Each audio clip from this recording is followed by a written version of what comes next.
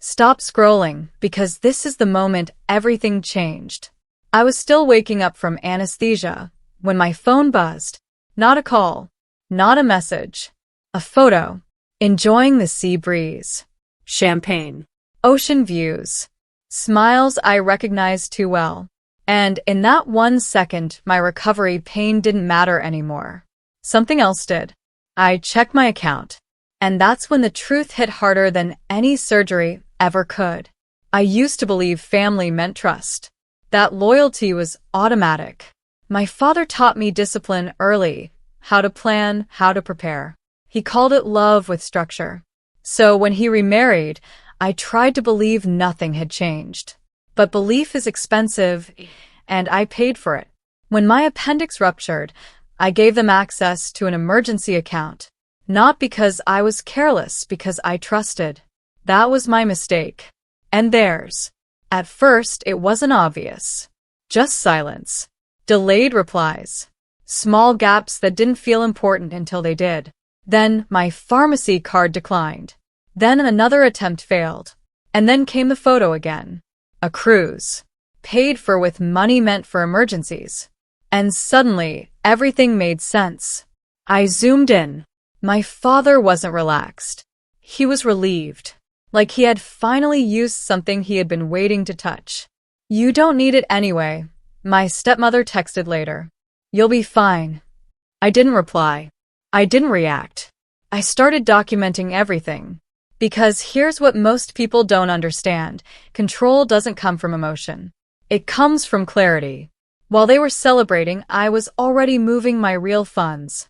Quietly. Cleanly. The card they used? It was never the real one. It was a test. And they failed it completely. I made a few calls. Calm. Measured. Precise. Every transaction. Every access point. Every decision. Turned into evidence. Not anger. Evidence. And then I waited. Let them enjoy the ocean. Let them believe they had won something.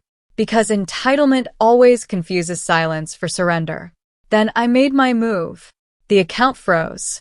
Charges reversed. Bookings canceled. No drama. No warning. Just consequences. I reported it as unauthorized access. My voice never changed. Because it didn't need to. And just like that, their trip ended before it began. A few days later, we met. Daylight. Public place. No escape. My father looked different now. Smaller. Tired. Confused. My stepmother? Still defensive. I slid a folder across the table. Statements. Logs. Proof. Everything they thought no one would see. I trusted you, my father said. No, I replied calmly. You assumed I wouldn't notice. Silence followed. The kind that replaces denial. I stood up before the conversation could become negotiation. And that was it. No shouting. No breakdown. Just an ending. Since then, nothing has been the same. Not the money. Not the relationship.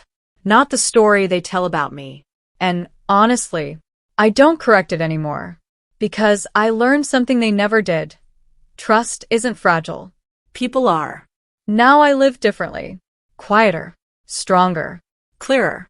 And I no longer confuse family with access. If this story hit something in you, follow and stay tuned, because there are more stories coming about betrayal, clarity, and rebuilding power from the ground up.